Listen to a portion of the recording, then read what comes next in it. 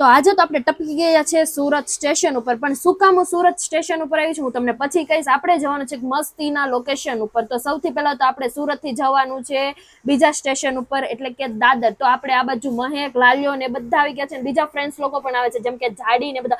અમે ઓફિસના ગ્રુપમાંથી જઈએ છીએ. અહીંયા જો જાડીના મમ્મી અને સ્ટેશન પહેલી વાર મૂકવા આવ્યા છે, કેમ કે જાડી પહેલી વાર આવે છે આપણી જોડે કશે ફરવા માટે.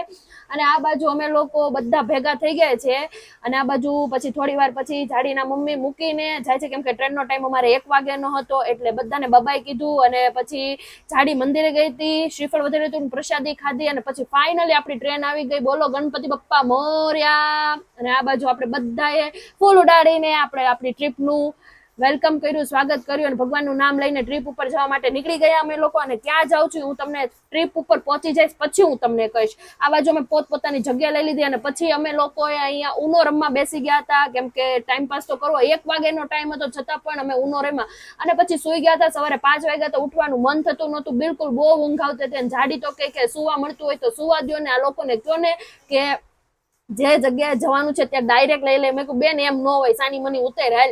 એટલે પછી ફાઇનલી ઉતરી ગઈ, અને પછી અમે લોકો દાદરે પહોંચી ગયા. અને ક્યાં જવાનું છે એ લોકો હું તમને પછી કહીશ. દાદરેથી આપણે જે જગ્યાએ જવાનું છે ત્યાંથી લોકલ ટિકિટ લઈ લીધી, અને લોકલ ટ્રેનમાં આપણે જવા માટે નીકળી ગયા. તો બસ આજના વિડીયોને આપણે અહીંયા એન્ડ કરીએ. મળીએ નેક્સ્ટ. અને હું ક્યાં જાઉં છું નેક્સ્ટ વિડીયોમાં જોવાનું ભૂલતા નહીં.